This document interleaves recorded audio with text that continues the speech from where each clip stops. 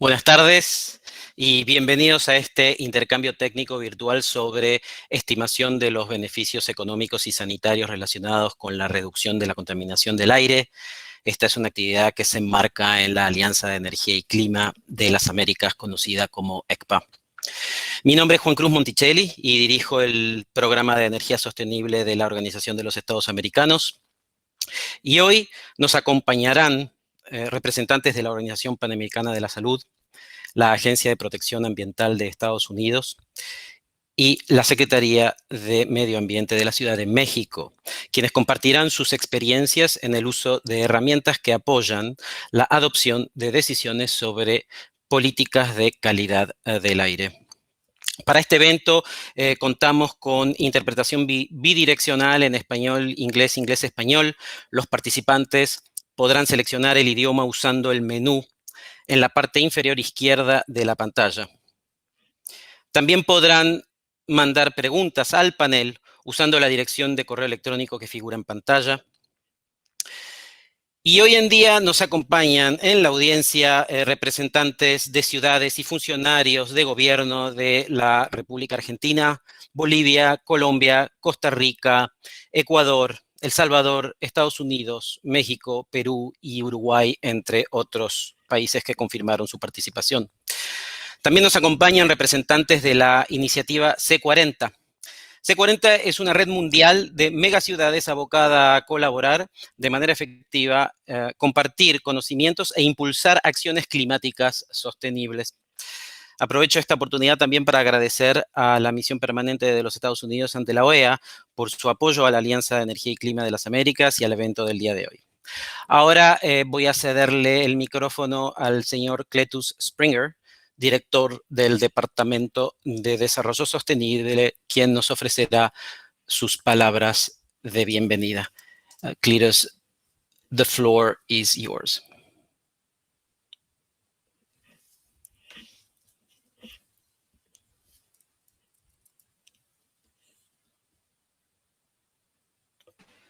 Your mic is off, Mr. Cletus.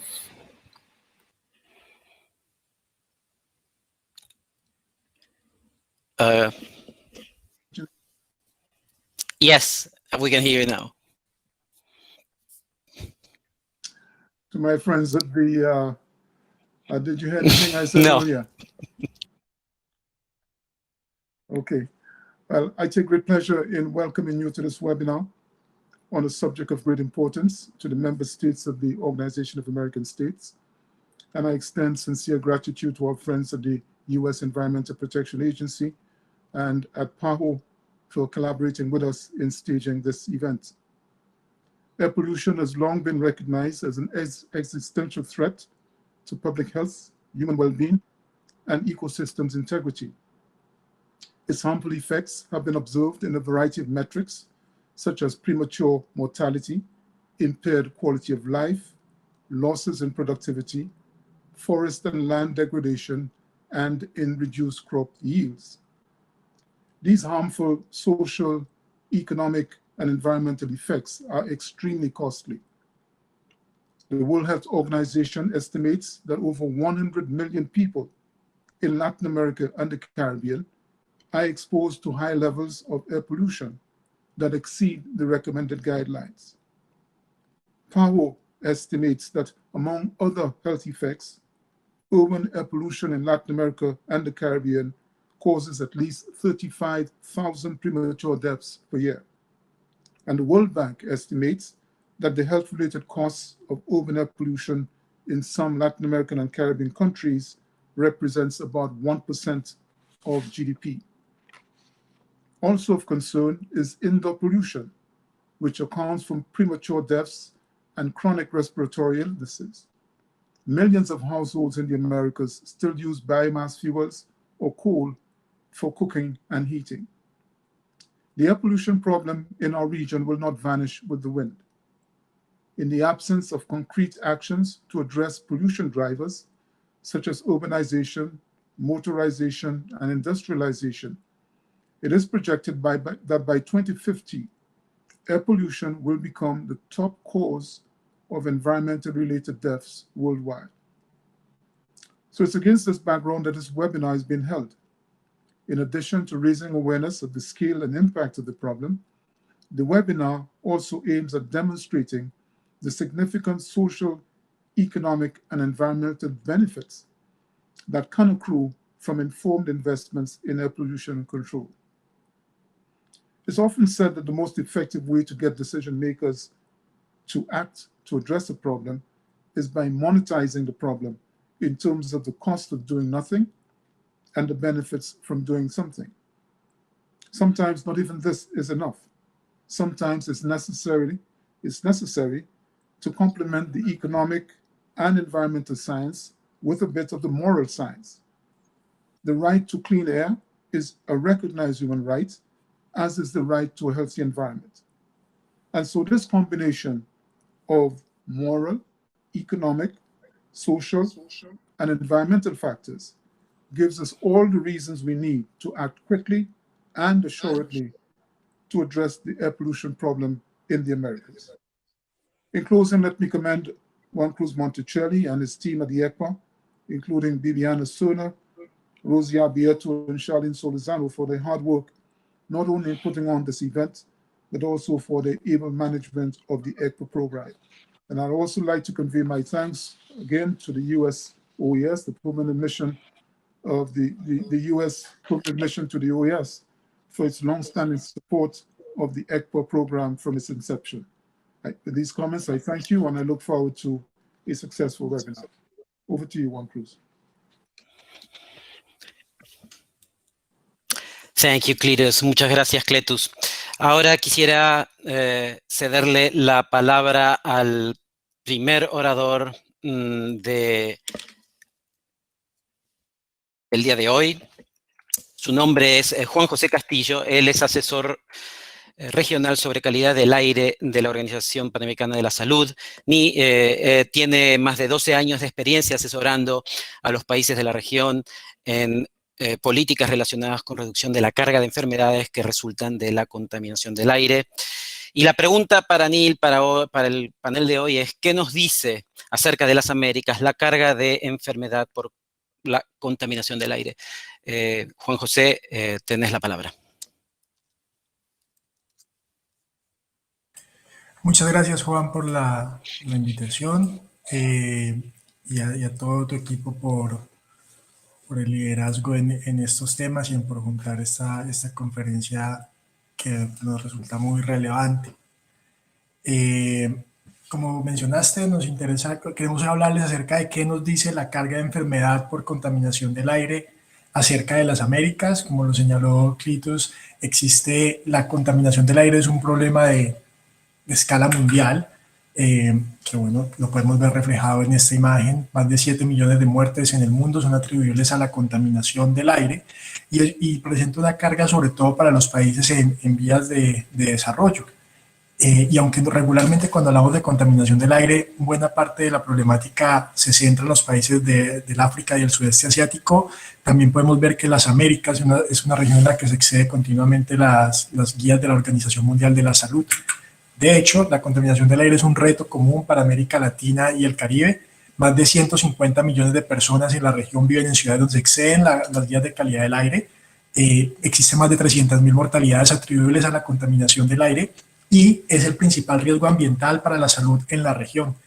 Cuando hablamos de cómo esto representa los costos de externalidades sobre el Producto Interno Bruto de los países, vemos que esto puede estar, según las estimaciones, entre el 2 y el 4% del PIB en los países, que es bien interesante porque nuestra región en ocasiones crece, en el mejor de los casos, al 5%, entonces la contaminación del aire le está poniendo realmente una tara al desarrollo de la región.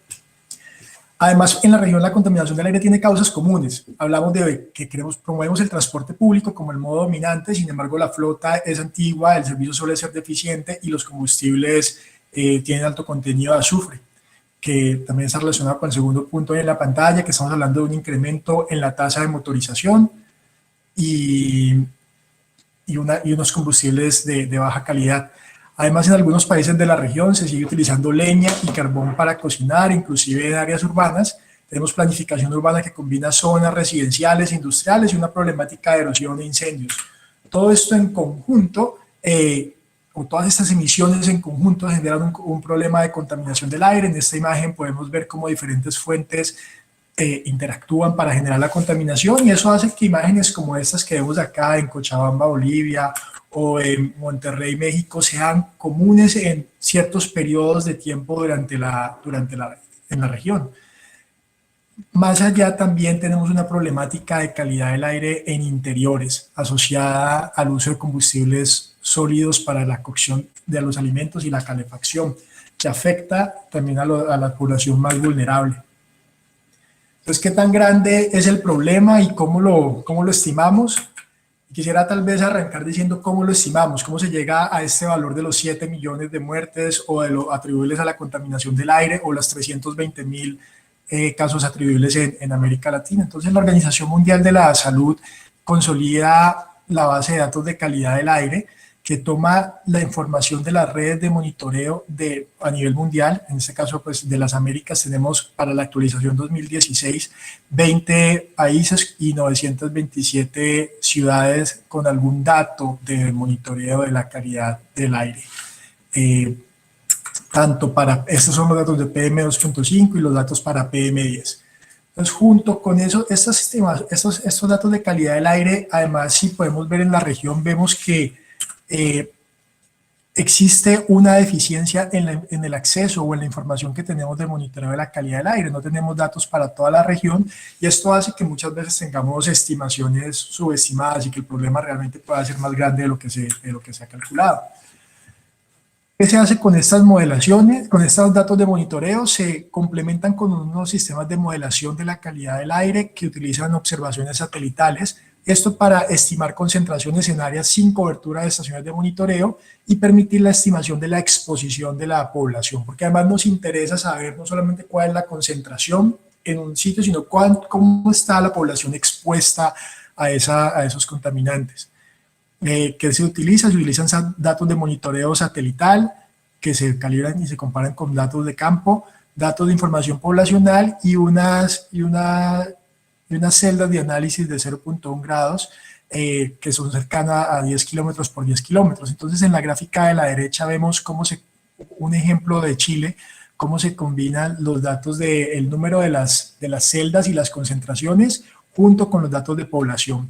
Entonces, analizando esta información, tenemos estimados promedios nacionales con ponderado poblacional. Y esos datos de concentración, más adelante nuestros compañeros Neil y Stephanie nos va a contar también un poco más acerca de esto, utilizan funciones concentración-respuesta para diferentes efectos en la salud para estimar la carga de mortalidad atribuible a la contaminación del aire. Ahora, ¿cómo se ve la región?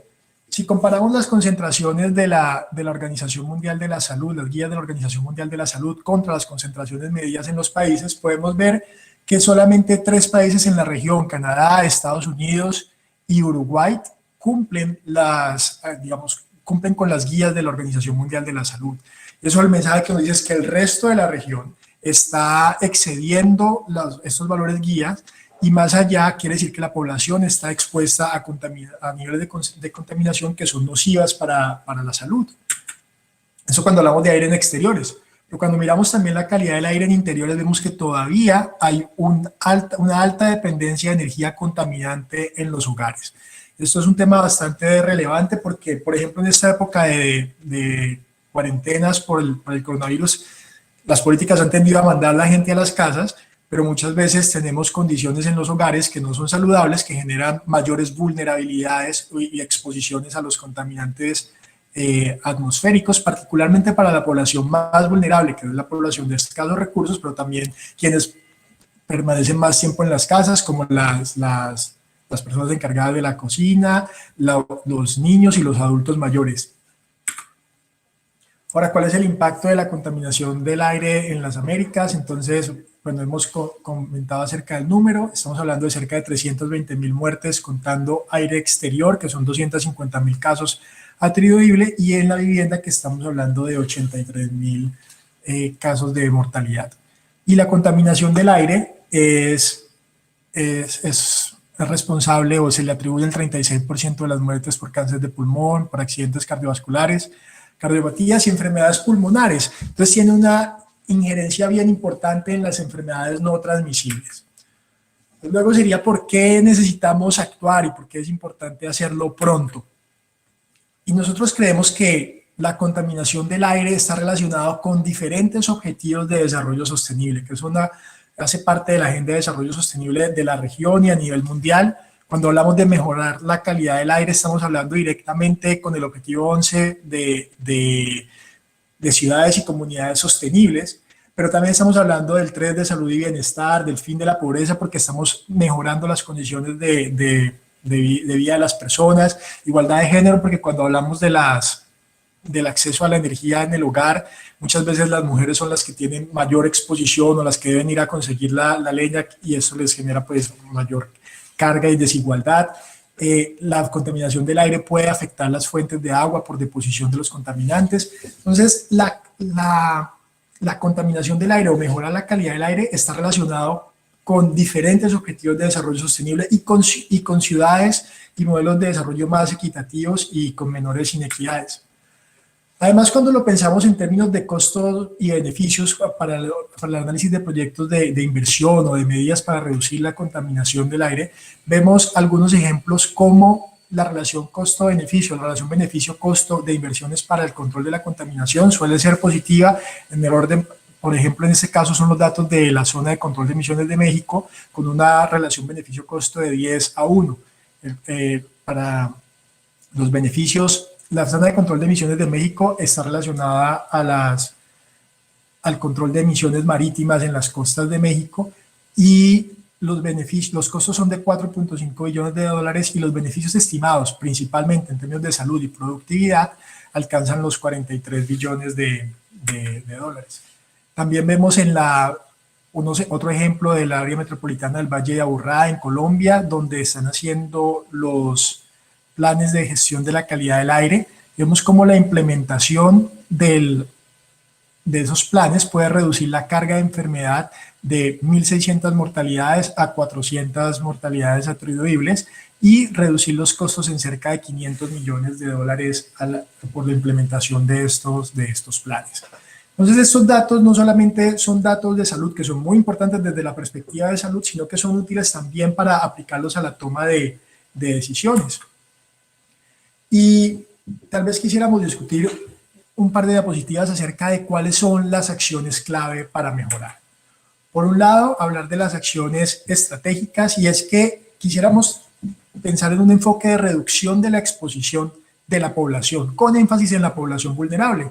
Estábamos viendo cuando hablamos de que tenemos altos niveles de concentración o que tenemos más de 150 millones de personas viviendo en ciudades donde se exceden los niveles de contaminación, de los niveles guía de la Organización Mundial de la Salud para contaminantes atmosféricos. Lo que estamos diciendo es que hay personas que están viviendo en condiciones que no son saludables, que no van a poder permitir su desarrollo adecuado, y particularmente poblaciones como los niños, las personas con preexistencia de enfermedades respiratorias y cardiovasculares son más vulnerables y están viéndose afectadas. Entonces, nuestras medidas deben también ir enfocadas a reducir la exposición cuando garantizamos energía limpia en el hogar, cuando cuando mejoramos la calidad de los combustibles vehiculares o hacemos una transición hacia energías limpias para los vehículos. Entonces reducimos la exposición de las personas y creamos condiciones de mayor equidad, y este es un problema muy importante para la región porque, como miramos,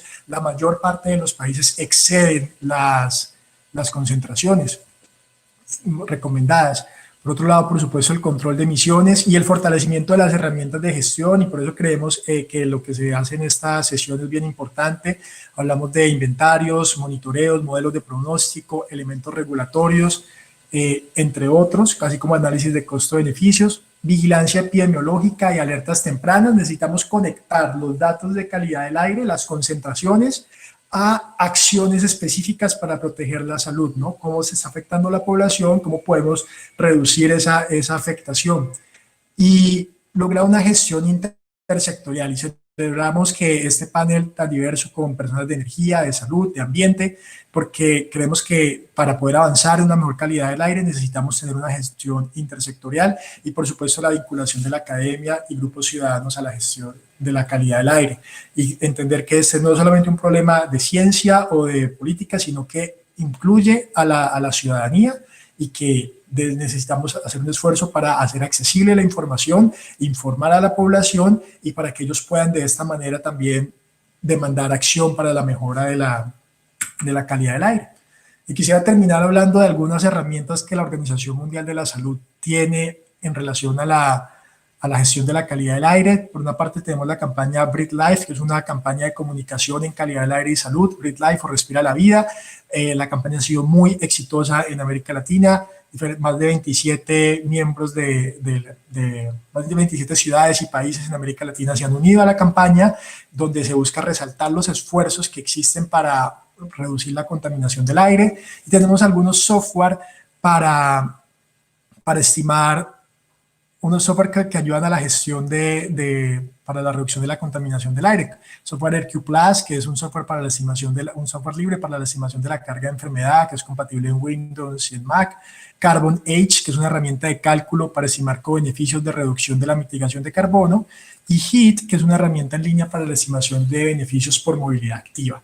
Entonces, este tipo de herramientas, y como lo van a discutir más adelante mis colegas, permiten tomar esta información que tenemos acerca de la problemática de contaminación del aire y la evidencia en salud y la vulnerabilidad de las poblaciones para estimar cuáles serían los beneficios de intervenciones que reduzcan esas concentraciones. Eso sería todo de parte mía. Muchísimas gracias por la invitación y mantengo entonces conectado en atención a mis compañeros y a las preguntas. Cambio. Gracias, Juan José, por tu presentación. Voy a poner en pantalla nuevamente el correo electrónico al que pueden mandarnos sus preguntas sobre la presentación que acabamos de oír. Datos muy elocuentes, no borrarlos todos, pero sin duda llama la atención 7 millones de muertes relacionadas con contaminación y cómo afectan estas muertes al PBI de los países. Y sin lugar a duda los beneficios, ese 10-1 por cada dólar invertido en calidad del aire, que se vuelva esto 10 veces es muy positivo y realmente un argumento muy sólido para seguir en este trabajo. Quisiera pasar ahora a la siguiente presentación del día de hoy. Tenemos a Neil Fan, él es analista principal de políticas de la Agencia de Protección Ambiental de los Estados Unidos, conocida como EPA. Neil tiene 15 años de experiencia en la monetización de los beneficios derivados de la mejora de la calidad del aire. Recientemente, Neil escribió un artículo en el que relaciona la mejora de la expectativa de vida con la reducción de la contaminación del aire. Y la pregunta que tenemos para él para el día de hoy y su disertación es sobre beneficios económicos y de salud al adoptar políticas de energía limpia y cuáles son las herramientas que para ello dispone el EPA. Neil, the floor is yours. Great. Thank you very much. I'm very happy to be here. Let me begin sharing my presentation. Excellent. Okay. I'll be talking today about the Environmental Benefits Mapping and Analysis Program, which is a PC-based computer program that's used by the US EPA and others to estimate the number and economic value of air pollution related effects.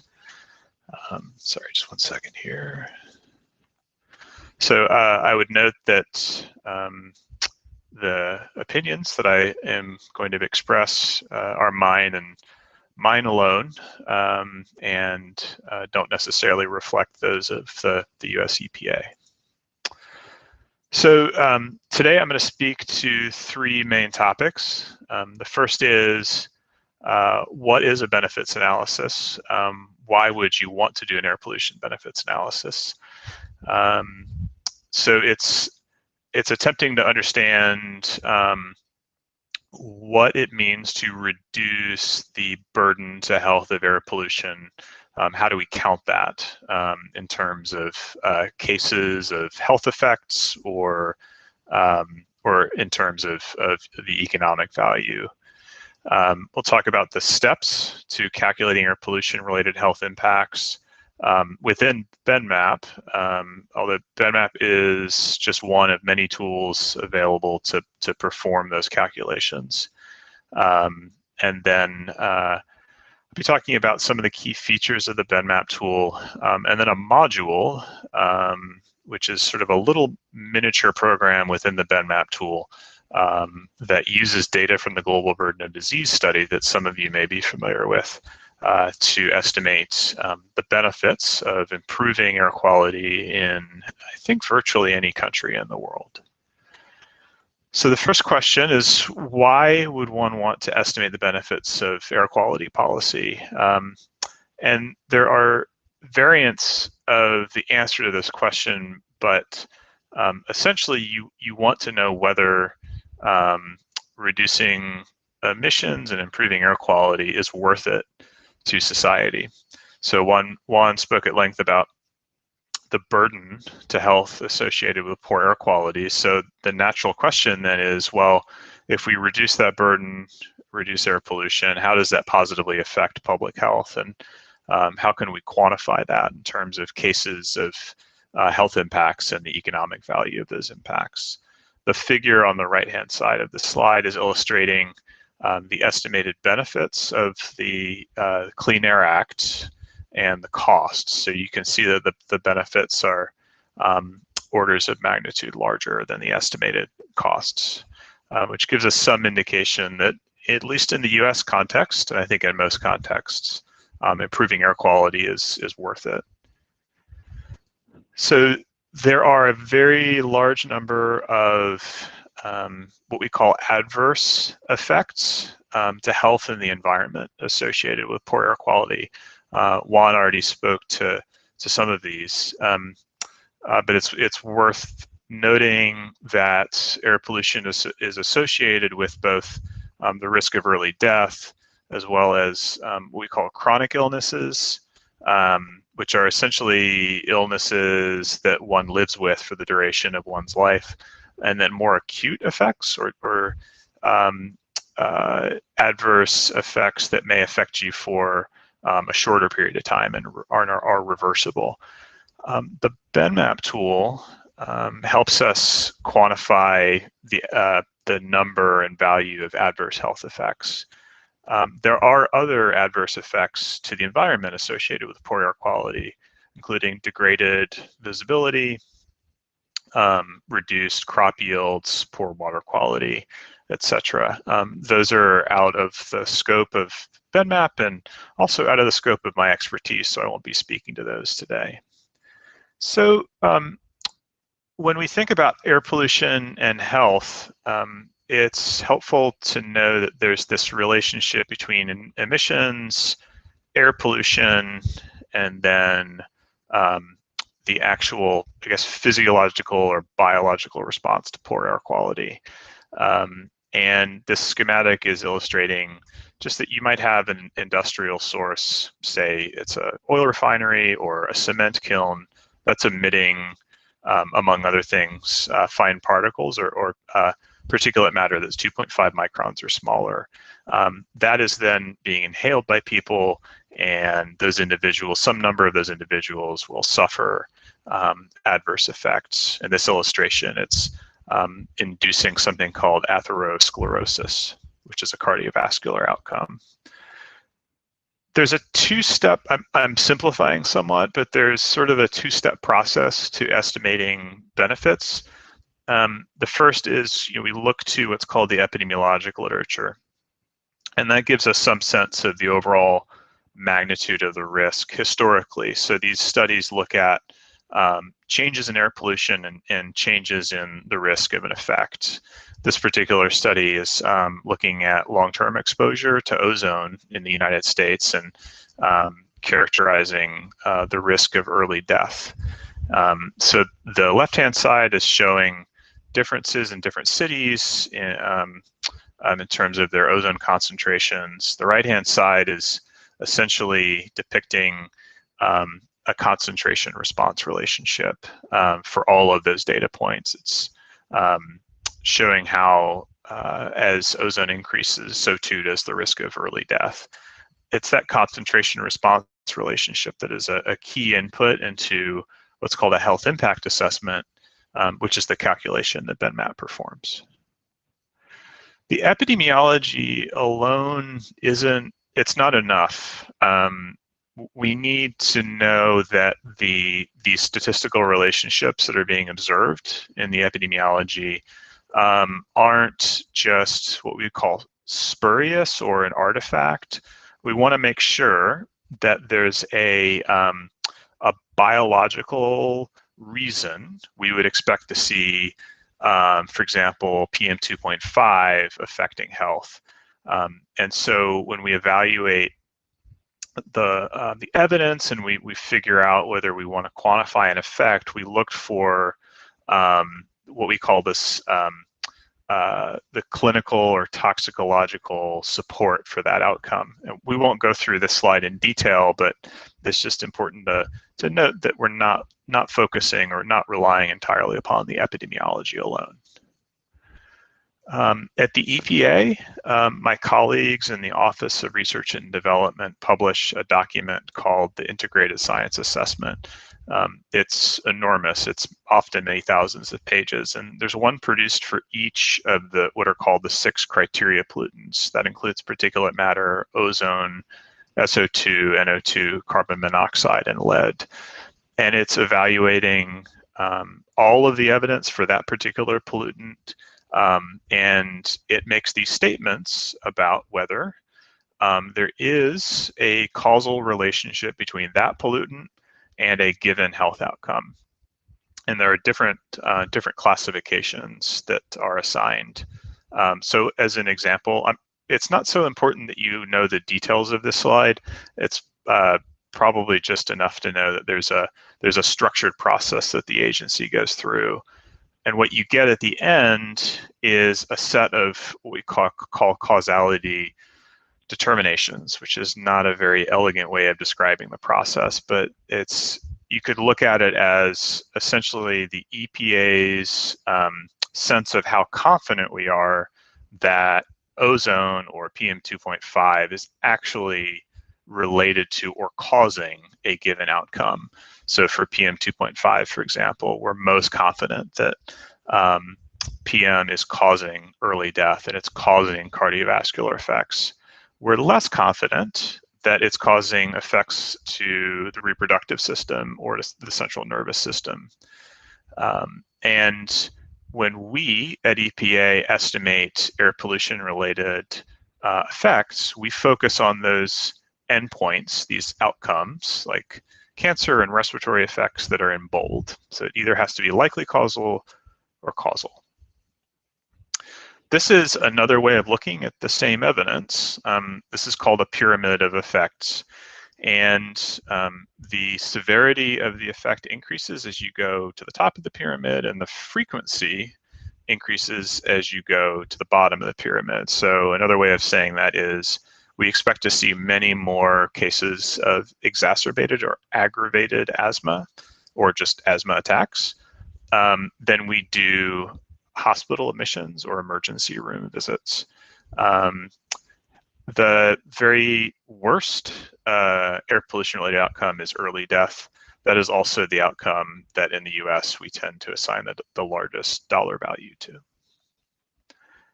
So now I'm going to talk a little bit about how we take all of this information and we use it in the BenMAP tool. BenMAP is an open source, freely available program that can be downloaded from the US EPA's website. And it runs on a PC running Windows. We have plans to migrate the program to the internet. So at some point you won't need to download it. You can just run it off of a website.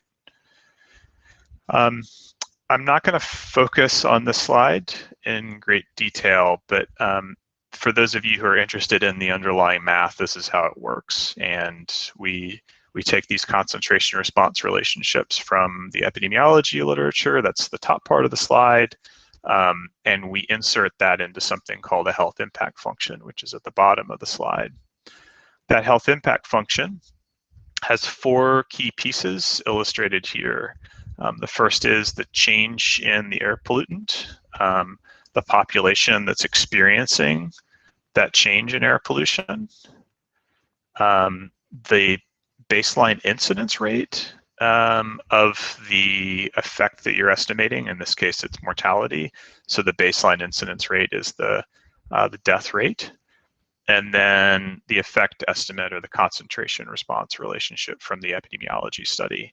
Taking all of those together, BenMaP calculates these effects and estimates the health impact. It's important to note that all of these input data have a spatial component. So we would want to know where the air pollution change is occurring, because that tells us who's exposed and what their baseline incidence rate is. And the tool has that capability of taking the data and mapping it within what's called a geographic information system. There are lots and lots of data that are built into the program. This is a summary of those data.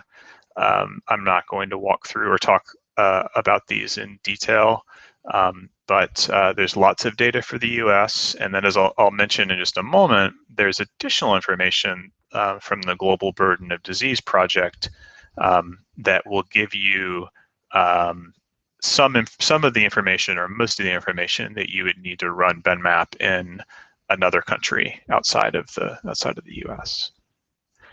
This is an example of the type of results that you would get out of BenMaP. On the left-hand side of the slide are counts of avoided cases of PM and ozone-related early death, as well as some non-mortality outcomes like chronic bronchitis and non-fatal heart attacks. On the right-hand side of the slide is the dollar value of those impacts, which is, for this particular policy, was very large.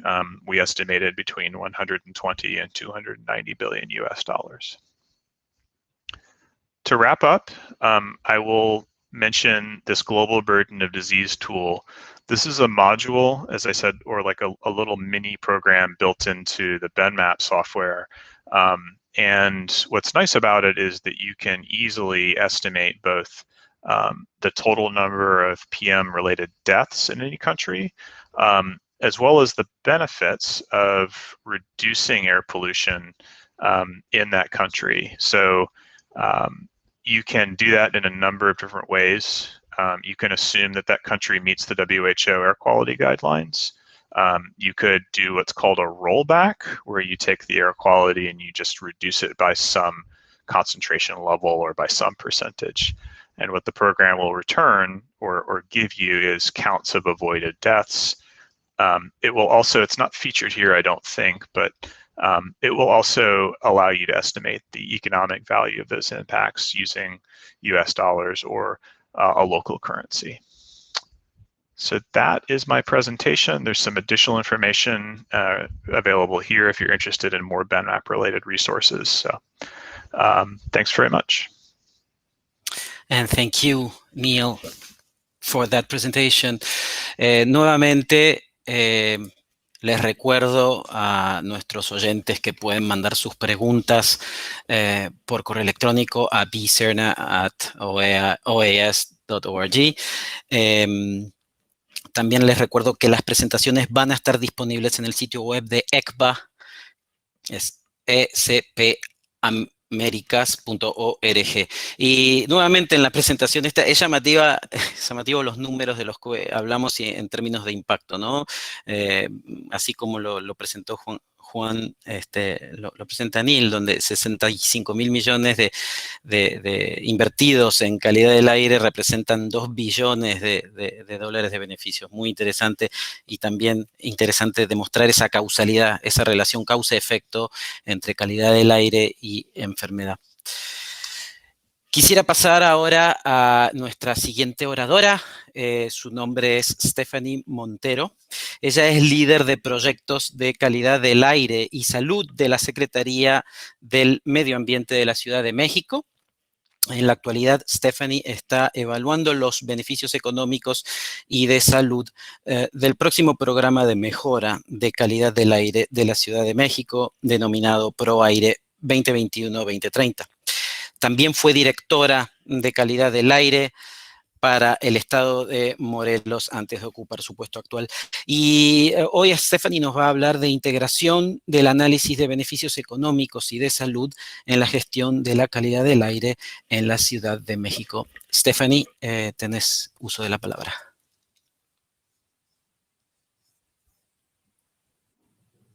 Gracias, muchas gracias Juan por la invitación y muchas gracias Juan y Niu por las presentaciones que van a facilitar la mía. Voy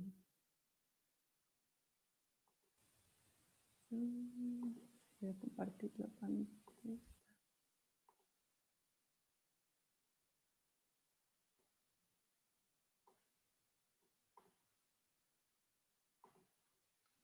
Ok. Pues voy a dividir la presentación en dos secciones principales. La primera muy rápida para explicar las distintas líneas de acción de la gestión de la calidad del aire en la Ciudad de México que buscan proteger la salud de la población específicamente. Y la segunda se va a dedicar a lo que estamos trabajando de insertar las evaluaciones de impacto en salud en la gestión de la calidad del aire en la Ciudad de México. Pero antes les voy a hablar un poquito rápidamente de la zona metropolitana del Valle de México, que está conformada por municipios de 3 estados, Ciudad de México, Estado de México e Hidalgo. Habitan más de 20 millones de personas en la zona metropolitana, circulan más de 5 millones de vehículos. Es una zona compleja porque está rodeada de montañas, está a una altura mayor de 2.000 metros sobre el nivel del mar. Y las características, condiciones meteorológicas de alta radiación solar, estabilidad atmosférica, alta estabilidad atmosférica que es muy frecuente, dan lugar a que los contaminantes se acumulen en la ciudad y además que se formen contaminantes secundarios como lo es el ozono. Del lado derecho, en la gráfica, podemos ver cómo han mejorado los niveles de contaminantes en la ciudad. Sin embargo, especialmente ozono y PM2.5 no cumplen con las normas y obviamente con las guías de calidad del aire de la OMS. Y los valores de estos contaminantes, aunque se han reducido, en los últimos años se han mantenido estables, afectando la salud de la población. Estas son las líneas de acción principales de la gestión de la calidad del aire relacionada con la salud en la Ciudad de México. La primera tiene que ver con información, tener información suficiente de calidad del aire y salud. La segunda tiene que ver con acciones para mejorar la calidad del aire. La tercera con acciones para reducir la exposición, especialmente de la población más vulnerable y durante las etapas o los momentos de alta contaminación. Y cómo la colaboración intersectorial es esencial para que estas líneas de acción se lleven a cabo de la mejor manera. Para la parte de información, solo me voy a enfocar en estas líneas de acción, específicamente las evaluaciones de impacto en salud, cómo son un eje transversal a todas. No voy a hablar del resto de acciones específicas que estamos haciendo para proteger la salud de la población. En el caso de información es clave, a partir de la información de monitoreo, de modelo y de salud, además de los estudios epidemiológicos, nos sirven para poder cuantificar cuáles son los impactos de la contaminación del aire en la salud de la población en la Ciudad de México. En el caso de las medidas de mitigación, estas generalmente se integran en programas de mejora de la calidad del aire que conocemos como ProAires, y que, como ya mencionaron, al estimar cuántas muertes podrían evitarse y el costo de estas muertes sirve para sustentar mejor la implementación de estos programas de gestión de calidad del aire y conocer sus impactos. Para la línea de acción relacionada a reducción de exposición, el conocer cuántas muertes se dan cada año por contaminación del aire y cuántas pudieran evitarse por la implementación de ciertas medidas, podría alimentar o alimenta la estrategia de comunicación para que los ciudadanos no solo logremos sensibilizarlos, sino también llevarlos a la acción, desde reducir su exposición en momentos de alta exposición o alta contaminación, hasta llevar a cabo acciones para reducir sus propias emisiones. Y por último, la colaboración es intersectorial, que nos parece clave, ya que aunque la gestión de la calidad del aire generalmente se da desde los ministerios de medio ambiente, el objetivo principal es proteger la salud. Y por otro lado, muchas de las acciones se dan en otros sectores, como movilidad, desarrollo urbano, economía. Entonces, consideramos que el tener este insumo de las evaluaciones de impacto en salud, de cuántas muertes pudieran evitarse con la implementación de ciertas medidas, es clave para la toma de decisiones y para la implementación de políticas públicas basadas en evidencia. Ahora sí me voy a enfocar en cómo estamos tratando de integrar la evaluación de impacto en salud en la gestión de la calidad del aire, y no solo como un análisis único que hagamos de cuántas muertes se están llevando a cabo o están ocurriendo en la ciudad por la contaminación, sino ir más allá e insertarlo de una manera permanente en la gestión.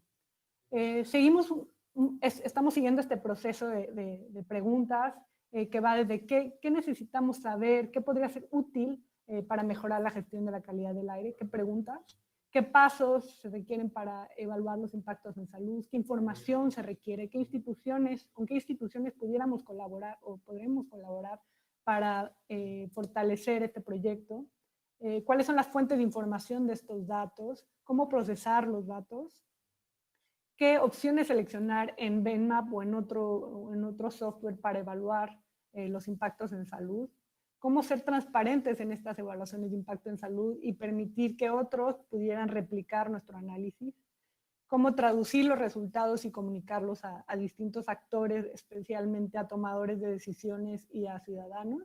Y por último, ¿qué otro tipo de análisis en el futuro pudiéramos hacer para llegar con un mayor nivel de detalle a los impactos de salud?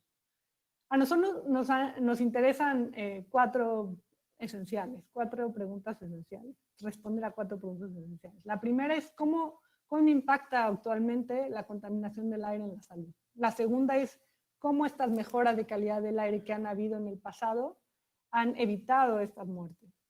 Y la tercera es cómo pudiéramos beneficiarnos de una mejora de la calidad del aire, ya sea porque alcanzamos los niveles de calidad del aire digamos que están en la normatividad nacional, o alcanzamos los niveles de la OMS, o como uno de los proyectos más importantes que tenemos actualmente, como el siguiente ProAire, que tiene una vigencia de 10 años y que inicia el siguiente año, va a beneficiar en la salud y en términos económicos a la ciudad.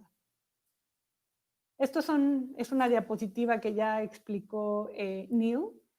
Yo nada más quiero puntualizar que los insumos de esta fórmula, que tienen que ver con calidad del aire, población, mortalidad, el estimador de efecto que tiene que ver con la función concentración-respuesta y que vienen de estudios epidemiológicos, y los valores estadísticos de la vida, que más adelante les voy a platicar un poquito más, son los que son los insumos para esta fórmula, y que es el trabajo principal o el mayor tiempo se lleva a cabo en esta, al llevar a cabo la evaluación de impacto en salud, el mayor tiempo se lleva en la generación de estos insumos.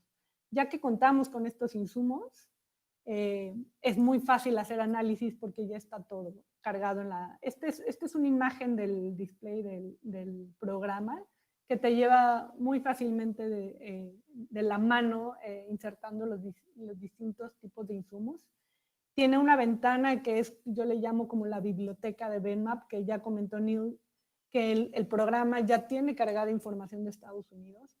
Lo que nosotros estamos tratando de hacer es armar un setup específico para la Ciudad de México, y como comenté, la idea es no nada más hacer un análisis, sino poder hacer múltiples análisis de las evaluaciones que comentamos atrás, pero quizá en el futuro surja alguna importante que tengamos que hacer de una manera más pronta y ya tengamos la información a la mano. Entonces estamos tratando de completar esta base de los años 2016 a 2030, obviamente con la información que se tiene. Uno de los elementos importantes en la generación de estos insumos, y que comentó Neil, es lograr la mayor resolución posible y la mayor desagregación posible. Porque como pueden ver, se pueden mapear no solo la calidad del aire, sino la población y el impacto en salud, digamos, al final del cálculo. Y entonces es importante saber qué zonas son las que están más expuestas y por tanto qué población está más expuesta y que tiene, digamos, es la que va a tener un mayor impacto en términos de mortalidad. Para el caso de los datos de calidad del aire, tenemos en la Ciudad de México un sistema bastante robusto desde hace más de 2 décadas, entonces tenemos suficiente información, al menos para la Ciudad de México. Esta es la cobertura para PM2.5 y esta es la cobertura para ozono. Para la Ciudad de México, que es está bastante cubierta, nos hace falta cubrir, digamos, la periferia de la zona metropolitana, entonces se requieren ahí mayores estaciones para poder estimar el impacto en esta zona con datos de monitoreo. Para el caso de ozono está bastante completo. Y lo que hace, digamos, lo que hace BenMap es, a partir de los datos de una estación, bueno, de cada estación, se estima la concentración a la que se expone la población que está alrededor. Entonces, ahí es donde hemos, digamos, tienes que seleccionar distintas opciones que te pide el programa, el tipo de interpolación que quieres hacer, qué estaciones vas a seleccionar alrededor de un punto para poder estimar esa exposición y cómo los vas a promediar. Si tienes una estación más cercana que otra a ese punto, le vas a dar un mayor peso a la concentración de esa estación que a la que esté más lejana. Y esto nos permite llegar a los mapas que están abajo. Nosotros, en el caso de la zona metropolitana, hay una cobertura definida para cada una de las estaciones. BenMap te permite insertar solo una para todas las estaciones. Entonces, en este caso seleccionamos la cobertura, digamos, la mediana de la cobertura de las estaciones para cada contaminante. En el caso de PM2.5, le pusimos un radio de 5 kilómetros y en el caso de ozono, un radio de 5.5. El programa permite no poner un límite, permite literal estimar la exposición en toda la zona a partir de una estación, pero sí queremos mantener esa precisión en los datos y que cuando estemos estimando, digamos que nuestros resultados no tengan tanta incertidumbre. La otra opción es meter datos de modelo de calidad del aire, que estos son los datos que vamos a utilizar para evaluar el siguiente ProAire. La ventaja de estos es que pues, cubre toda la, digamos, la zona metropolitana. El nivel de resolución es muy fino, de 1 por 1 kilómetros. Sin embargo, la desventaja de los datos de modelo es que por la capacidad del modelo no se pueden obtener datos de todo el año, al menos no para el modelo de la Ciudad de México. Por ejemplo, para el caso de ProAire, la idea es obtener 4 semanas de información, una por cada una de las estaciones principales del año, temporadas del año para la Ciudad de México, seca fría, seca caliente y lluvias, y otra para una semana extraordinaria. Y ahí vamos a tener que asumir que esa semana para cada estación es representativa de esa estación y al final la suma de las 4 terminan siendo representativas del año. Para el caso de población, ahí nos interesa llegar a una gran desagregación. Tenemos las bases de datos de 5 en 5 en cuanto a edad. Para el caso de la resolución, los datos, digamos, que se tienen de población de CONAPO para cada año están a nivel municipal. Sin embargo, queremos llegar a una mayor resolución para evaluar mejor la exposición de la población. En este sentido, contamos con datos de 2010, del censo de 2010, a nivel de AGEP, que es el área administrativa más pequeña en la ciudad. Entonces, lo que recomienda la EPA es combinar bases de datos para lograr esta resolución. Si no hacemos esto, BenMap lo que asume es que, por ejemplo, en uno de los municipios, que quizá haya mayor exposición o mayor concentración de contaminantes en esta zona, pudiera ser que ahí esté concentrada la población, pero BenMap asume que la población está distribuida de manera equitativa en ese municipio. En cambio, si le damos información a nivel de AGEP, permite identificar que la población está concentrada en un punto y pudiera o no ser la zona más expuesta. Entonces, buscar la mayor desagregación y resolución posible nos ayuda a esto, a evaluar mejor la exposición. En el caso de mortalidad o los datos de los efectos que queremos evaluar en salud, como comentó Neil, la EPA hace tiene las ISAs, que son estos análisis de la evidencia de los impactos de la salud, distintos impactos desde mortalidad, efectos respiratorios, cardiovasculares, etcétera, para cada uno de los contaminantes. Y podemos ver que, por ejemplo, para PM2.5, que está aquí, para mortalidad, la relación, hay suficiente evidencia para decir o para inferir que hay una relación causal entre mortalidad y exposición a PM2.5 para exposición a corto y mediano y largo plazo. En este caso, buscamos la mayor resolución posible también en términos de edad. Identificamos las causas que están más vinculadas con la exposición y como queremos proyectar, queremos evaluar, por ejemplo, el año pasado, cuántas muertes se atribuyeron a contaminación del aire, podemos utilizar datos que ya son observados y que ya estén en INEGI. Sin embargo, para proyectar, por ejemplo, para evaluar el impacto que va a tener el ProAire en el futuro, necesitamos datos en el futuro. Y en este sentido, la Comisión Nacional de Población tiene proyecciones de población, pero solo las tiene a nivel estatal y solo las tiene para mortalidad total. Cuando nosotros queremos por causa específica y queremos a nivel municipal. Entonces, lo que hacemos en este sentido es seguir el método que sigue la EPA, que es asumir que el cambio de mortalidad de un año a años futuros se mantiene para causas específicas y para nivel municipal. Por último, para terminar con los insumos para conocer cuántas muertes se atribuyen o podrían evitarse por una mejora de la calidad del aire, ya comentó Neil que existen distintas funciones concentración-respuesta en la evidencia científica para cada uno de los contaminantes, y lo ideal es tener un estudio que se haya hecho en el lugar en donde estás o quieres analizar, en este caso México. No existen estudios a largo plazo en México porque son muy caros, los estudios de cohorte, y entonces lo que se emplea en este caso es los metaanálisis, estudios que integran estimadores de efecto de distintos países que están expuestos a distintas concentraciones, y entonces podríamos asumir que es algo que podría estar pasando en nuestro país también o en nuestra ciudad. Recientemente acaba de salir el artículo en 2020 con un metaanálisis, pero también tenemos otras funciones que se han generado a partir de distintos estudios epidemiológicos y que buscan que no solo sea,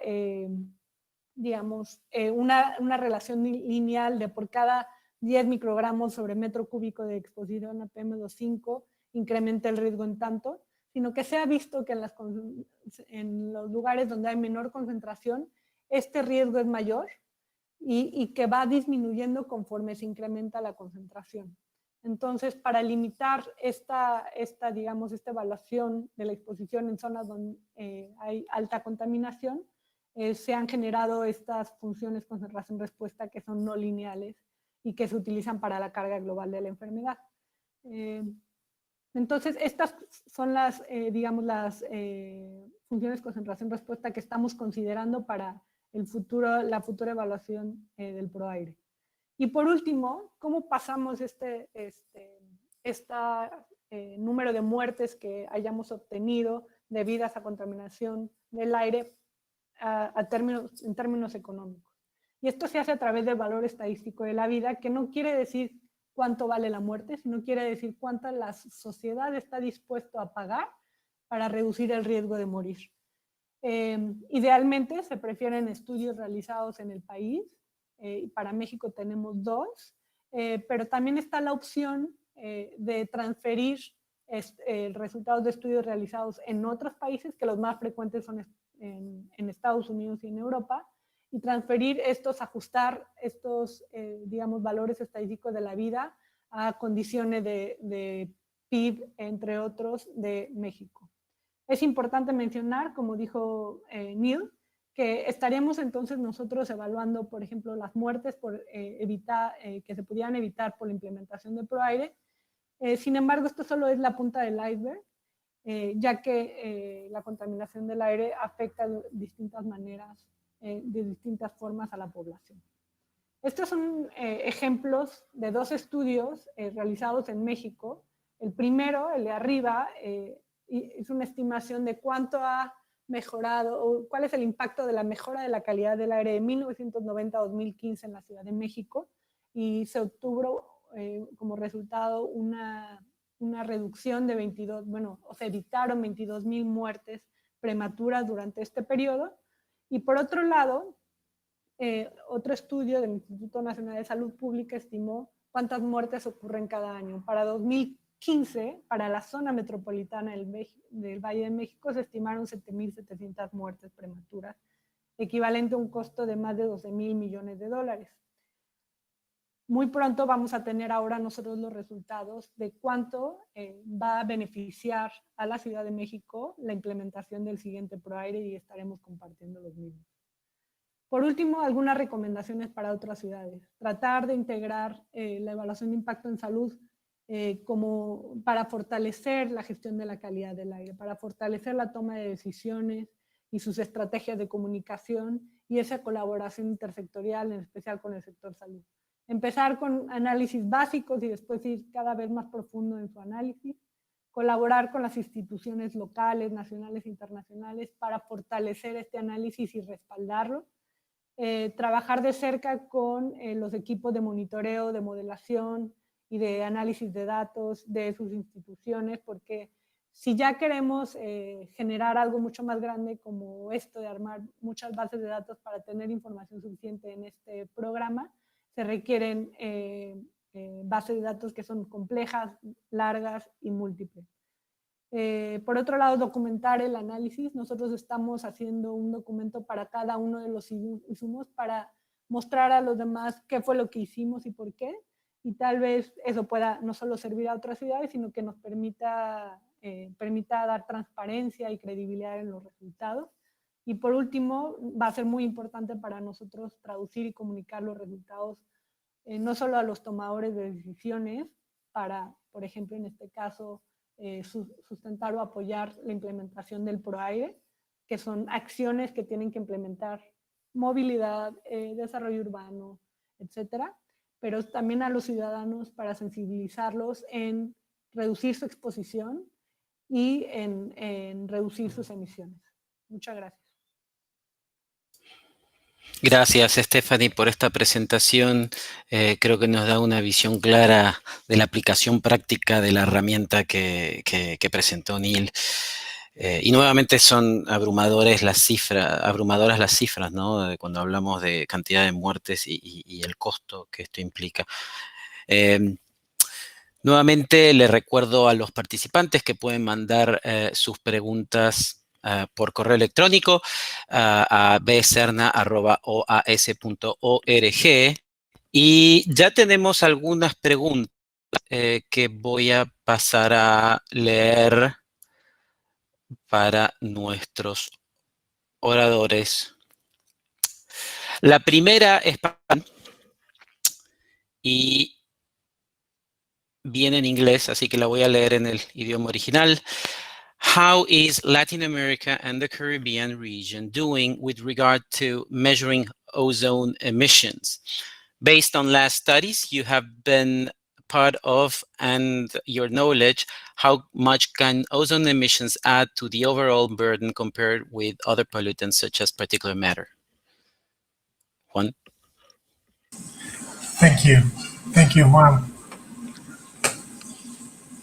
So just a clarification. I think it's an excellent question, and it's very good that this person is bringing the matter of ozone pollution because it's definitely a very important pollutant that has both climate effects and air pollution consequences and health impacts. Just a small clarification, when we are talking about ozone, we actually don't have like ozone emissions because ozone is like a secondary pollutant that is formed in the atmosphere by the combination of NOx and NOx and volatile organic compounds. So in this case, what we in the atmosphere with the sun, we have the formation of ozone. In the region, so I need to address the question in two sections. One is about ozone monitoring. So we do have a growing ozone monitoring network in the region. Actually, probably Stephanie can tell us a little bit more about the case of Mexico, where ozone is a big issue in terms of air pollution. But in general, the region is behind its current needs of air quality monitoring. So we definitely need to increase our capacities monitoring not just ozone, but other pollutants. Now, in terms of the health impacts of ozone, the overall idea is that we have more certainty about the impacts of PM 2.5, especially related with mortality, but ozone could represent a fraction of also of the burden of disease attributable to air pollution. But the evidence, as Neil also described before, is more reliable or is more precise about the health impacts of PM 2.5. And if we want to address ozone air pollution, we also need to reduce emission of NOx. That is very interesting because it's linked with fuels like fuels used in the transport. So it's associated with vehicle emissions. So we also need to transition to cleaner emissions in the transportation sector. I don't know if Neil or Stephanie would like to add to that question. Sure. Briefly, the Global Burden of Disease study is a really valuable resource for giving you information about the air pollution burden in each country. That includes both PM 2.5 as well as ozone.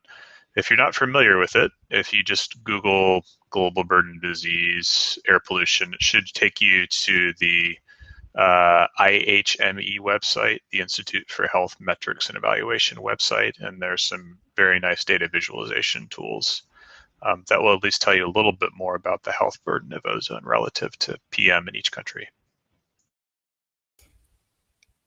Sí, yo nada más quisiera agregar, por ejemplo, las 22,000 muertes que comenté, digamos, lograron evitar de 1990 a 2015, alrededor de 4,000 se debieron a la mejora en los niveles de ozono. En la Ciudad de México, el ozono ha sido de las problemáticas más importantes, mucho por las características que mencioné al principio de las montañas, de la altura a la que está la ciudad, de la radiación solar, que como comentó Juan, el ozono no se emite directamente de una fuente, sino que se forma por, digamos, contaminantes que son precursores y además de, digamos, estas condiciones meteorológicas. En la Ciudad de México tenemos 34 estaciones simplemente para monitorear ozono, pero yo creo que aquí es importante resaltar que tiene que ver con las características de cada ciudad. Si una ciudad está empezando a monitorear, digamos, por el impacto y la evidencia de ese impacto que tiene partículas, PM2.5, yo me iría a priorizar primero, digamos, la medición o el monitoreo de PM2.5 y después agregar los demás contaminantes si es posible. Pero sí, bueno, en la Ciudad de México tenemos estas estaciones y el impacto, aunque menor, PM2.5 sigue siendo muy importante. Gracias. Gracias, Stephanie. Y creo que justamente relacionado con esta pregunta, hay una pregunta acá que nos dice, Y esto quizá también Neil pueda aportar algo, pero empecemos contigo, Stephanie. ¿Qué tipo de datos pueden ser más difíciles de recopilar basándonos en tu experiencia? ¿Y cuál es tu recomendación para las ciudades interesadas en usar el soft Event Map? Sí, muchas gracias. Nosotros nos hemos tardado algo, Neil lo sabe porque lo hemos estado consultando. No solo es conseguir los datos, sino también procesarlos y buscar esta mayor resolución y desagregación posible para evaluar mejor la exposición y al final que nuestros resultados sean más precisos. Creo que tenemos como la Ciudad de México un beneficio de un buen sistema de monitoreo, entonces tenemos datos públicos a la mano. Tenemos datos de modelo también, que pocas ciudades tienen. En ese sentido creo que ha sido bastante fácil. Creo que, digamos, donde nos hemos detenido un poquito más ha sido en la parte de mortalidad, de proyección de mortalidad. Por ejemplo, para el caso de ProAire vamos a tener que estimar, como comenté, los impactos en el futuro, ¿no? De esas mejoras de la calidad del aire debidas al programa. Y entonces se tienen que estimar con base a una población y a una mortalidad en el futuro. Que esa información no existe desagregada como la queremos en la Ciudad de México, ¿no? La tenemos a nivel estatal y la tenemos para mortalidad total. Entonces, mi recomendación sería colaborar con las instituciones locales. En nuestro caso, nos acercamos al Instituto Nacional de Salud Pública mucho, porque ellos hacen este tipo de análisis, aunque no han hecho estimaciones en el futuro, y entonces entre los dos estamos decidiendo sobre cuál es la mejor forma de proyectar, por ejemplo, la mortalidad. Entonces mi recomendación sería sí, colaborar con estas instituciones para que eso también da respaldo a los insumos que estás agregando al software y que tus resultados sean más precisos. Me parece que un buen analista de datos, tener un buen analista de datos a la mano es bueno porque pues, puede armar estas bases de datos de manera muy rápida y que ya que se hace, digamos, la programación para elaborar la primera base de datos de un año, pues ya puedes hacer el resto de los años. Si ya tienes una base con toda la información de población, de mortalidad, de monitoreo, pues es muy fácil hacer distintos tipos de análisis de manera muy rápida, o sea, en minutos, en una hora tienes ya, digamos, resultados para alguna estimación que quieras hacer. Entonces, mi recomendación sería ir de algo muy general, hacer un análisis muy básico, tal vez a nivel de completo de tu ciudad, para conocer, entender los pasos y digamos, la información que se requiere, y después entonces sí, profundizar en tu análisis, en el detalle de los insumos, y tener muy claro cuál es el objetivo de tu análisis, que tenga impacto en la política pública al final. No sé si esto responde la pregunta. Creo que sí, y Stephanie, es algo que vos mencionaste en tu presentación también, ¿no? La colaboración intersectorial. Juan José, ¿querías agregar algo o adelante? Sí, gracias Juan y gracias Stephanie. Creo que, bueno, Stephanie lo explica muy claro, y algo que nosotros hemos encontrado desde la consecución de estos datos son los retos para obtener la información en salud, ¿no? Como dijo Stephanie, hay veces arrancamos con una estación de monitoreo y ya tienes datos de calidad del aire que necesitas mejorarlos, que necesitas ampliar la cobertura, garantizar la calidad, pero tienes algunos tipos de datos. Los datos de salud no siempre están recolectados en la forma que requieren los análisis. Y esto nos manda un mensaje de, como lo señalaste Juan, del trabajo intersectorial. De que este tema en particular da la oportunidad para que ambiente, salud y energía trabajen en conjunto. Entonces es muy importante que también trabajemos de la mano con el sector salud, y ese también es un mensaje pues como Organización Panamericana de la Salud al respecto, de lograr esos involucramientos para que fortalezcamos las capacidades en conjunto. Y también señalar, como dice Stephanie, arrancamos con lo más básico y vamos mejorando. No importa que arranque, digamos, los datos necesarios para la estimación son los datos de calidad del aire, los datos de mortalidad y los datos de las funciones concentración-respuesta, los estudios epidemiológicos. Y Stephanie lo ha mostrado muy bien, es un proceso de años. En el Valle de Aburrá también ha sido un proceso de años, y puede arrancar simplemente con una estación o con algún dato observacional, algún dato que tenga, y luego en la medida que se publican los estudios empezamos a decir, necesitamos mejorar salud, necesitamos mejorar los datos de cobertura, no tengo cobertura en esta parte de la ciudad, necesito datos de monitoreo allí, y voy avanzando. Entonces, retomando el mensaje de Stephanie, como no dejar de hacerlo porque no tengo todo perfecto, sino arrancar e ir avanzando. No sé si puedo agregar algo rápido, Juan. Claro, adelante. Sí, pues yo, como comentó Juan al principio, yo trabajé antes en el estado de Morelos. Ahí, cuando entré, habían estaciones, pero no estaban operando. Logramos que empezaran a operar, eran 4. Al final logramos que por primera vez en 2016 hubiera suficiencia de datos para el año 2016 en Cuernavaca. Y entonces hicimos una primera estimación con una estación y por primera vez estimaron datos para Cuernavaca, ¿no?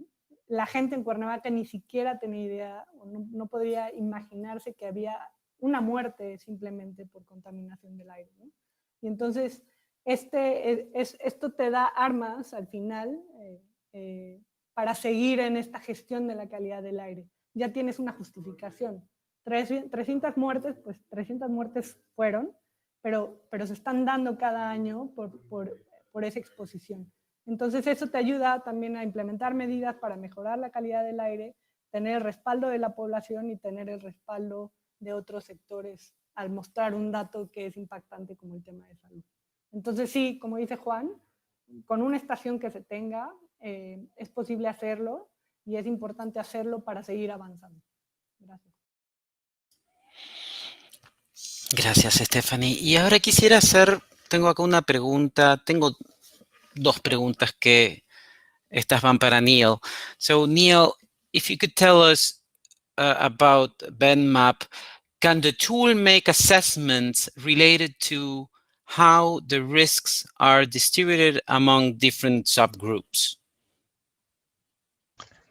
Yes, what a great question. So the tool, as designed, will estimate mortality or early death and morbidity, so hospital admissions, emergency department visits, among populations of different ages, by sex, race, ethnicity.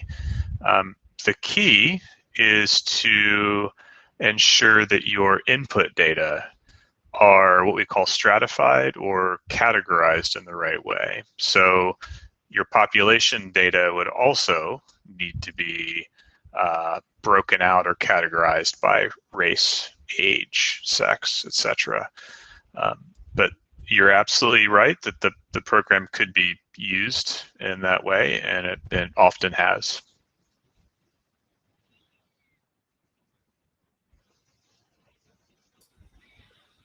Thank you, Neil. Does anyone, quiere alguien, o quizá tú, Stephanie, querés agregar algún comentario? ¿Tuviste alguna experiencia en ese tema con respecto a la pregunta, esta última pregunta? Digo, nuestros datos de población por el momento están desagregados nada más por grupo de edad y por género, pero sí hay la opción, como comentó Neil, de agregar etnias o algún otro tipo de insumo.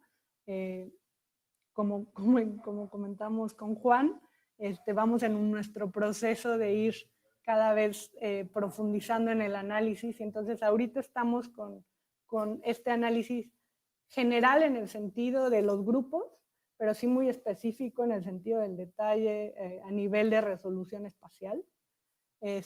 Pero sí tenemos, como una de las preguntas que coloqué en el proceso que tenemos pensado es ¿qué análisis futuros estamos pensando podría ser bueno hacer? Tiene que ver con este análisis digamos, que le llaman distributional analysis, ver cómo se impactan unas poblaciones más que otras, simplemente por nivel socioeconómico, por ejemplo, ¿no? Que ahí sí requiere de trabajo también afuera del programa. Entonces, sí. Gracias. Gracias. And I have one more question here that is also related to the BenMap tool. And the question is, what can be the variation of the outcomes attributable to modeling choices and assumptions? And can you provide recommendations on how to address this risk? Yes. That's a hard one.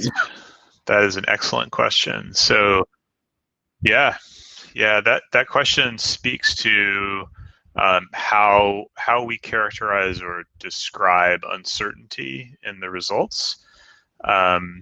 So let me say, before directly answering the question, let me say that the uncertainty in a health impact assessment is a function of all of the input data.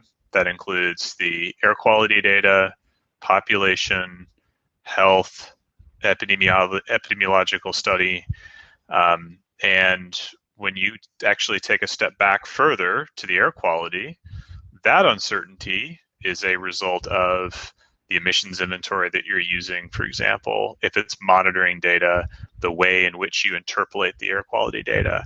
However, to your specific question about model uncertainty, my sense is that the health impact assessment community is moving from selecting individual studies to performing meta-analyses of multiple studies, where each study uses a slightly different epidemiologic model, for example.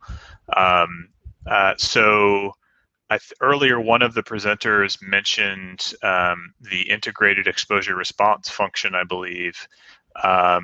That's an example of a meta-analysis. More recently, there's a model called the Global Exposure Mortality Model, or GEM.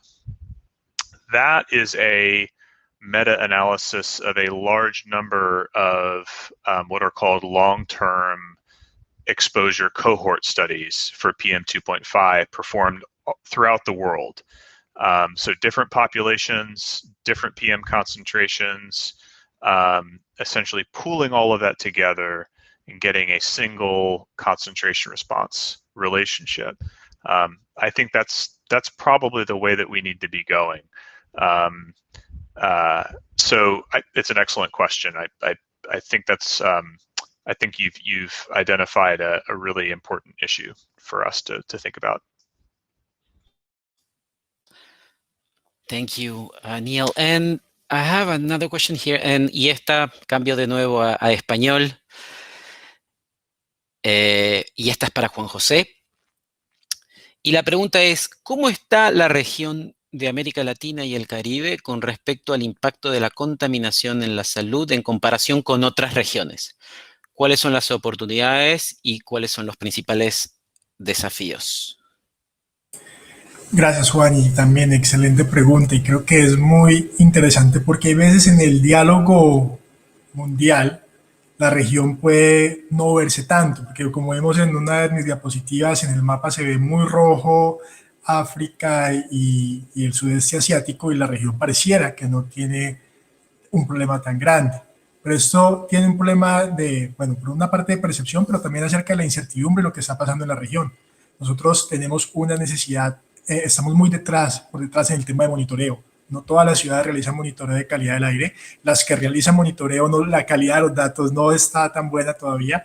Entonces tenemos bastante incertidumbre en relación a la información. Entonces, necesitamos avanzar en el conocimiento de la problemática, ¿no? En la determinación de la problemática. Como señaló Stephanie, por ejemplo, luego hicieron la estimación en Morelos y encontraron que había un problema, que de pronto la gente no lo sabía porque no tenemos estaciones, solamente las grandes ciudades, o bueno, ya está creciendo. Estamos preparando justo el atlas de calidad del aire de la región y lo vamos a poder compartir también para que se pueda ver cómo está la problemática. Pero también hay que decir que la región está es una región de oportunidades y que está en un momento pivotal, digámoslo de cierta forma, porque no tiene unas concentraciones tan altas como las que tienen otros países, pero tiene la oportunidad de transicionar hacia unos modelos más limpios, porque también está lejos de las concentraciones que tenemos en Estados Unidos o en Europa. Muy pocas ciudades cumplen los estándares de las guías de la Organización Mundial de la Salud.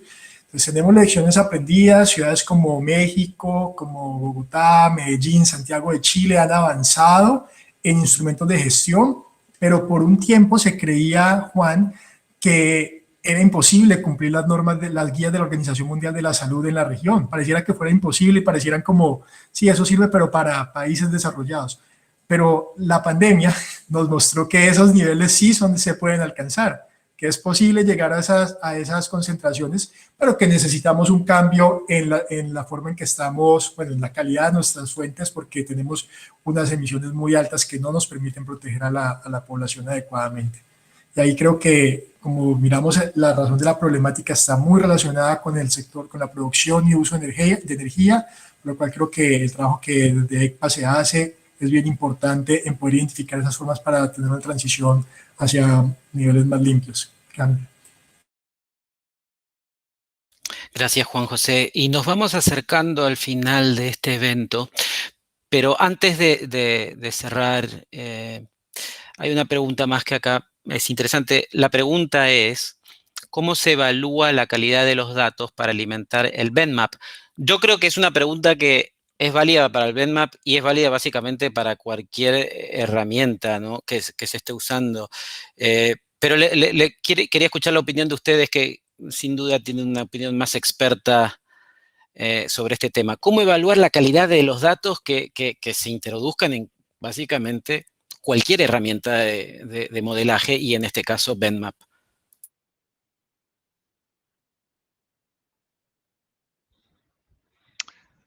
So I'll try and answer that. That's a difficult question. The easy answer, that an answer that's not very satisfying, is that the quality of the data depends on the question that you're trying to answer, and essentially how good does the set of results need to be to support or inform the policy decision.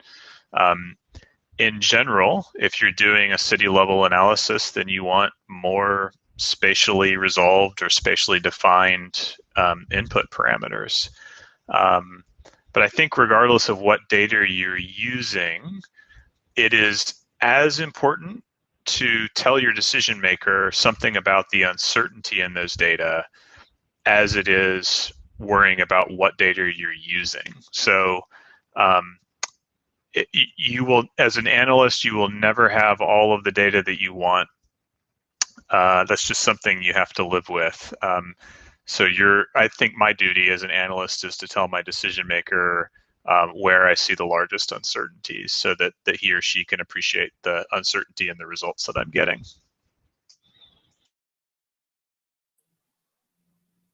Sí, quizá yo agregar,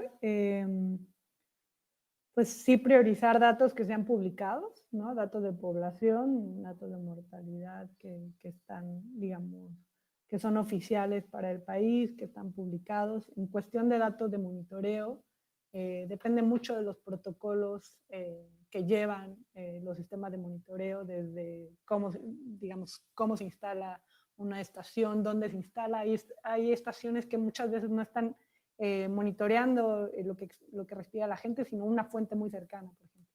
Pero bueno, esto son normatividad y guías y reglas, lineamientos que siguen los sistemas de monitoreo. En el caso de la Ciudad de México se tienen auditorías, entonces de esta manera podemos de alguna manera estar seguros de la confiabilidad de los datos de calidad del aire. Y como dijo Neil, eso es lo que estamos buscando y por eso nos estamos tardando un poco. Queremos sustentar o respaldar o explicar por qué seleccionamos una fuente de información u otra, por qué combinamos ciertas bases de datos para obtener qué, para que quede muy claro como dónde pudieran estar esas incertidumbres al momento de usar los datos en BENMAP, y también para quizá que le pueda servir a otras ciudades que puedan utilizar estos documentos para guiar sus análisis y tal vez para mejorarlos, ¿no? Que nos pudieran decir, bueno, ¿por qué no hiciste esto aquí? Creo que es una cuestión también de discutir entre ciudades para ir mejorando las evaluaciones de impacto de salud en la región, ¿no? Y decime con respecto a eso, ya que estamos en ese punto, ¿cuál sería el tiempo mínimo de datos que vos usarías? Si vos decís, bueno, voy a usar estos datos para dar una evaluación, dar una opinión fundada para una persona encargada de adoptar decisiones, ¿qué es el tiempo mínimo? Es decir, si no tengo por lo menos X meses o X años de datos, no te puedo dar. digo, quizá Aníbal pueda pensar otra cosa, no sé, pero yo personalmente, digamos, en términos de monitoreo, para evaluar las normas, para evaluar la guía de calidad del aire de la OMS, se requiere una suficiencia mínimo de datos en un año para evaluar impactos de manera crónica, ¿no? ¿Cuántas personas mueren cada año? Entonces, digamos, está el 75% de la información que tiene que haber en un año para poder evaluar, digamos, la exposición y, por tanto, llevar a cabo una evaluación de impacto en salud.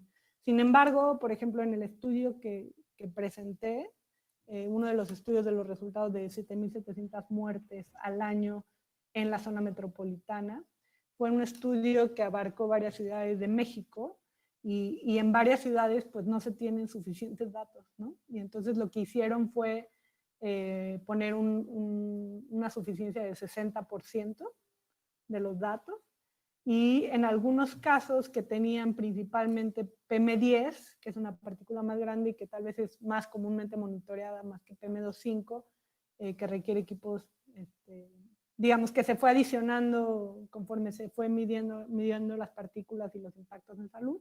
Entonces ahí lo que hacen es determinar la relación PM10-PM2.5, que al final los dos son partículas pero de distintos tamaños, y PM2.5 está metido en PM10 o es parte de PM10. Y entonces lo que hacen es aplicar una relación a la concentración de PM10 para tener una idea de lo que, digamos, de las concentraciones de PM2.5, y con esto evaluar el impacto en salud. Entonces, digamos, en la zona metropolitana, que es un sistema robusto, que sí operan generalmente de manera continua las estaciones, yo puse mi mínimo del 75% por estación. Gracias, Stephanie. Gracias. Y bueno, ya se nos está acabando el tiempo, pero quería ir cerrando este diálogo, pero no sin realmente, más que usar las palabras yo para el cierre, cederle la palabra a ustedes. Nosotros en este programa de energía que se llama Alianza de Energía y Clima de las Américas, decidimos abordar este tema porque, bueno, una de las líneas de trabajo en las que nos ocupamos es justamente metrología, ciencias de la medición, y en esa beta en particular hemos trabajado mucho en temas de calidad del aire. Y hemos hecho un estudio y hemos trabajado con el NIST en particular en este tema, que es el Instituto Nacional de Estándares de Estados Unidos. Y evidentemente la situación del COVID y los confinamientos, las cuarentenas, trajeron resultados inesperados e inusuales en temas de medición de la calidad del aire. Nuestro programa se dedica a la energía, pero evidentemente la energía es uno de los sectores que más emisiones contribuye, de todo tipo y contaminantes. Y es ahí donde realmente vimos ese interés de ahondar un poco más en este tema y convocar esta reunión que hoy tenemos. Y sin duda, COVID le dio a todos una visión muy diferente de temas de calidad del aire, de temas de lo que se puede hacer, de lo que se puede lograr, e incluso de ver el impacto que tienen la actividad humana en la calidad del aire. Y ahí, bueno, yo con eso quería darles a ustedes la palabra, darles una oportunidad a cada uno de ustedes, a Neil, a Juan José, a Stephanie, para cerrar este diálogo y darnos un poco de una visión de lo que ustedes han aprendido después de casi 6 meses, ¿no?, de confinamientos y de cambios muy fuertes en lo que es la calidad del aire en las ciudades latinoamericanas y caribeñas. Adelante, empecemos con Juan José, después pasemos a Stephanie y terminemos con Neil. Gracias, Juan, y también un gusto encontrarme nuevamente con Stephanie y con Neil en este escenario. Siempre es un gusto trabajar con ustedes. Yo, pues, quisiera comentar 2 cosas. Acerca de la calidad de los datos, creo que es bien interesante porque desde el punto de vista de gestión de proyectos, ¿no? Porque vamos a hablar de análisis de costos-beneficios, de datos que nos van a permitir movilizar intervenciones, y hay veces los proyectos lo que hacen es, dice, voy a poner una estación de monitoreo, y pone la estación de monitoreo y ya. pero realmente una estación de monitoreo para que funcione necesita también fortalecimiento de capacidades, ¿no? Entonces necesita que esa estación tenga insumos, que esa estación tenga gente que la sepa operar, que esas personas se capaciten y que la estación, que el indicador del proyecto no sea solamente tiene estación, sino que tenga las capacidades para que esto sea sostenible en el tiempo. Ahora, sobre los mensajes, Juan, yo creo que el COVID nos manda, digamos, la oportunidad de reconstruir nuevamente, ¿no? Que es como el mensaje que también está mandando la Organización Mundial de la Salud, el manifiesto por una reconstrucción saludable y verde, y nos ha mostrado también cómo el sector energía es prioritario si queremos cambiar la condición ambiental, ¿no? Y en particular la calidad del aire, solamente la calidad del aire en exteriores, pero también la calidad del aire en interiores, ¿no? Que las personas están respirando. Me gustó la pregunta que hablaba acerca de los impactos localizados, ¿no? Tenemos la oportunidad de proteger la salud de los más vulnerables. Sabemos que es posible, que antes creíamos que era imposible, sabemos que es posible, y nos está dando una oportunidad, sin caer en el romanticismo, pero nos da una oportunidad de repensar la forma en que queremos avanzar, y pues es una cosa que tal vez deberíamos de aprovechar para movilizar las políticas. Gracias, Juan.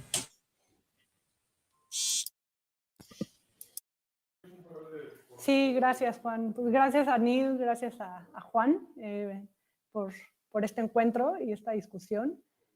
Sobre el COVID es interesante lo que ha ocurrido en la Ciudad de México, porque, pues, como les comenté, uno de los problemas principales de calidad del aire tiene que ver con ozono. Y como lo comentó Juan, tiene que ver, la generación o la formación de ozono tiene que ver con las condiciones meteorológicas y también con la emisión de dos precursores, NOx, que viene de los coches, y compuestos orgánicos volátiles, que viene un poquito de los coches, pero mucho de fuentes de área, que tal vez no se modificó tanto en la Ciudad de México. Entonces, no vimos tanto impacto o tanta mejoría en términos de ozono en la Ciudad de México, y estamos haciendo análisis, colaboración con C40 y otras ciudades para analizar qué es lo que está pasando con ozono y cómo se comporta, porque esto fue un experimento no planeado al final, que nos permite ver eso. Pero en términos de partículas, sí vimos una mejora. Entonces, creo que sí, como dice Juan, otro mundo es posible, creo que lo podemos hacer posible.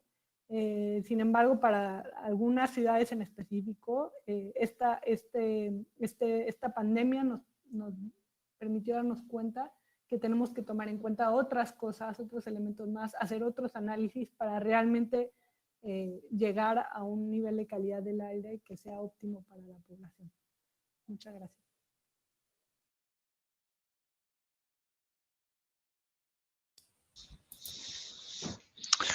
I'll be brief because I know we're a little bit out of time.